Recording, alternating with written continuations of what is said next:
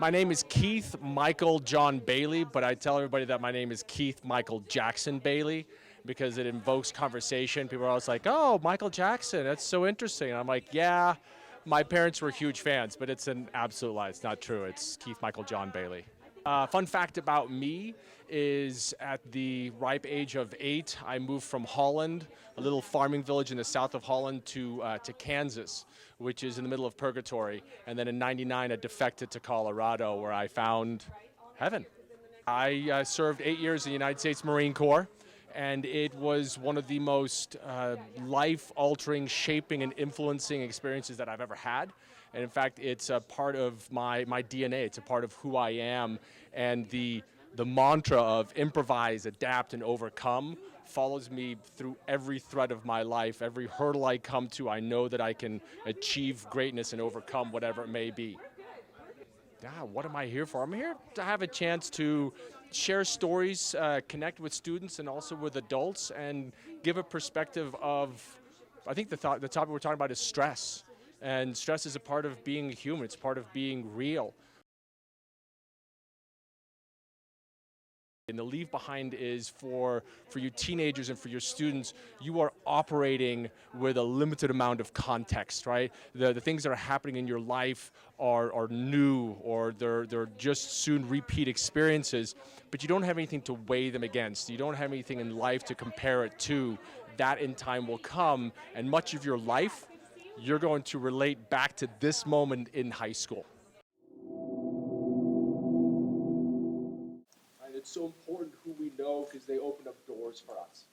So when Liz invited us we came in here earlier this week to just scope out the place. I had an idea of a story that I wanted to share, and upon walking into the hallowed halls of a high school, I had this overwhelming sense of reality just sink into me. I don't go to high schools. I don't have kids. The last time I was in a high school was too long to remember. But when you walk into any kind of an institution, it has that feel and that reality to it. And it just took me back. It took me back to my life and what I realized at the time was my utter and utmost reality. And reality is an interesting thing, because there's people who say that perception is reality. That is so good. But perception is it's our own individual lens through which we see reality. Cut it. There's actually two sides to a reality. It is the experience that I'm having standing up here speaking with you. And it's the experience that you're having sitting there listening to me. And in this moment of reality, we have formed a bond and a relationship and an understanding. And over time, this memory may fade for some of you. This memory may be very poignant for some of you of the stories that are shared. So our reality continues to evolve. And we continue to evolve. And I think one of the hard things about being a high school student, as I reflect upon my past, is context. What are you able to relate this moment in time to? Back to your youth. That's all you've got. We have the luxury of having lived more years to be able to understand what this is like. And a show of hands, who wants to go back to being a teenager? You must have had a different experience than I had. Because going into high school was such a juxtaposition to the rest of my life. I'm originally from Holland. I was born in the south of Holland, a little farming village. And one of my first memories that I have is about 6 years old. It's one of those crystal clear memories. In Holland, it doesn't really snow very much. It's too far north, and we get a lot of freezing rain. And at one point, I remember strapping skates to my shoes to skate to school because it had rained for so many days and it had frozen so much that everything was just a giant menagerie.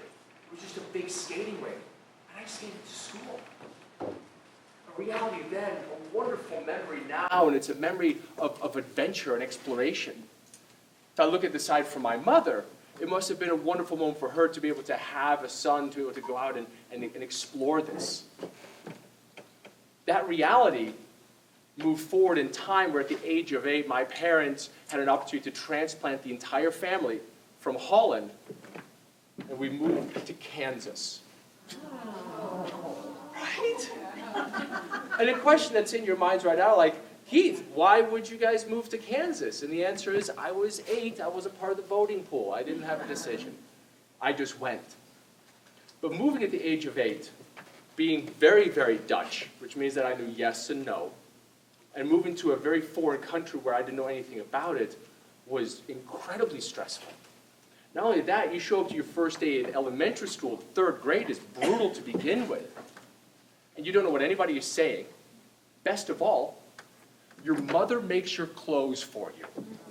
Yes. Knickers. Knickers, yeah. And the teasing and the jaunting, you don't have to understand a language to know that you're being made fun of. And I developed a really thick skin because of that. But I also wanted to fit in, I wanted to assimilate. I don't remember how long it lasted before my accent actually went away. I've had this Kansian accent for as long as I can remember, but I've held on to a reality that is my past, that is true to who I am. Because every experience that we have just keeps feeding into that. I still speak fluent Dutch. And I had a chance over the course of my career to use Dutch as a part of global sales, because headquarters were in Holland. Phenomenal reality, but that reality has moved on. Right? In my elementary school, moving into the reality of high school. And that's where things really took a turn. I was a mama's boy until the age of 13. I'm not kidding. I'm still a mama's boy. To this day, I'm still absolute mama's boy. But up until the age of 13, I was an angel. I could do no wrong. And then something happens at the age of 13. Any guesses? Hormones. Oh my God, and they come on like a freight train. You have no idea what's happening, you don't know how to react to it, and everybody reacts a little bit differently. My sister has a son that was really difficult as in his earlier years. He hits puberty, he's a great kid, totally mellowed out. Me, I became evil. I'm not kidding. I chased my brother around the house with a knife before. I don't know why, but if I would have caught him, I probably would have stabbed him. I can only imagine the reality that my parents were enduring with this. Because suddenly they're put into a position where, like, he's not like the other two. They were normal, if you will. What do we do with this kid? So they did what most parents would do. I was grounded for life, pretty much. Every summer I was grounded to the backyard. I couldn't even mow the front lawn because I'd go out and I'd get in fights with kids in the front lawn. About what? I don't know. Just like most kids, when you ask them, well, why did you do that? I don't know. But what I do know is that at the drop of a hat, I would lose my temper. And it was ugly, so ugly. But there's an angel in my life, and it's my sister. Older, 5 years older than I am, she was 18, she had seen this. She took pity upon me. And it was actually my sister who liberated me and helped me find a path that I'm still on to this day. She asked me the simple question, would you like to go running with me? I'm training for cross country, I need to go run. And my answer was, you know what, you need to talk to the powers that be because I'm on lockdown. And my parents said, all right, you're going to go from point A to point B and you'll be back in 30 minutes. And for me, it was like I was an inmate. I had yard time. I'm like, woohoo, running, this is great. And I got out and I got freedom, I got a taste of it. And my parents started to notice a change. And what they started to notice was that if they wear me out, I am normal, if you will. So every time I started to lose my temper, they would put me, an angry teenager, and my shoes in the car, and they would drive a distance from home. They put this said person out, and they would follow behind me as I ran with blind anger. I ran hard, and I ran fast. And by the time I got home, I felt great. I noticed other people. It wasn't just about me anymore, because I'd gotten that out of my system. And even to this day, I still use that as a channel to process whether I'm frustrated or I'm stressed out. In fact, a lot of this presentation was written from my weapon of choice today, which is the bicycle. I find my way there so often to be able to process. In fact, my wife and I have an understanding, because I know that men process things differently. And the understanding is that if we ever get into a conversation, a debate about anything whatsoever, and I'm being obtuse, I'm being difficult, she has the right to tell me, go look out. And we will stop right then and there. I will leave the situation, I will go get my fit on, and I will come back, and it is pretty spectacular how sober of a conversation that we're able to have. But back to my parents. They figured out a way to control me, if you will. Well, my vice principal in high school, vice principal wanted to commit me to a boys' home. They wanted to put me on all kinds of medications, all kinds of drugs. And my parents stood together, shoulder to shoulder, and said, we can fix this. We don't need to have all those things. We can solve this. And granted, the distance that I ran continued to get further and further and further, but it turned me into an athlete. So now I'm 18 years old, I'm graduating high school. What does an 18-year-old do that has untold amounts of energy but complete lack of focus? Join the Marine Corps. Absolutely. One of the best things that I've ever done for myself.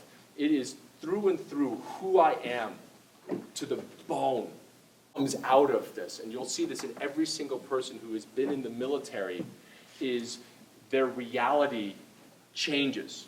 Because for most of us, in the reality that we talked about, my perception, your perception, we tend to be rooted in a state of always being in our perception, how we are perceiving the world.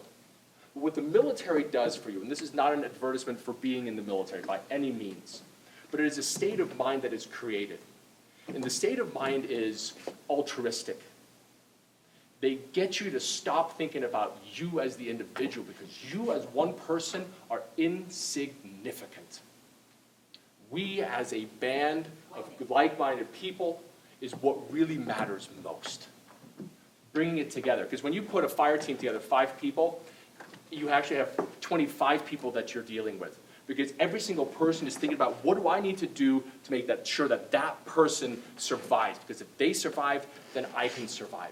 And I've taken this mindset into corporate America. I've taken it into my training business. And it is a mindset that I try to teach people of, if you can stop thinking about the things that you need to have and start thinking about the things that the person next to you needs to have to be successful, to be able to take that ball and move it the extra distance. What do they need? What's their support? We're all going to move the ball that much further and that much faster. Because as an individual, we are a power of one. But together, we can stand and be completely invincible. I want to leave you with this last little bit of reality. When we start high school, I remember this clearly, the question comes up, so what are you going to do after high school? That's a hard question to answer when we don't have any context to compare it to. And I think there's a word that's missing, and it's a very operative word, and I ask that you start including it in the question that you ask your children or your students. It's not what are you going to do after high school, but what all do you want to do after high school? Because for me, I have changed my brand time and time again. And those realities that I live, those experiences that I have made me who I am today, who's someone who's not afraid to live and to make mistakes and to try new things. So join me in asking kids the question, what are you going to do when you grow up? Because I'd like the answer, because I still don't know.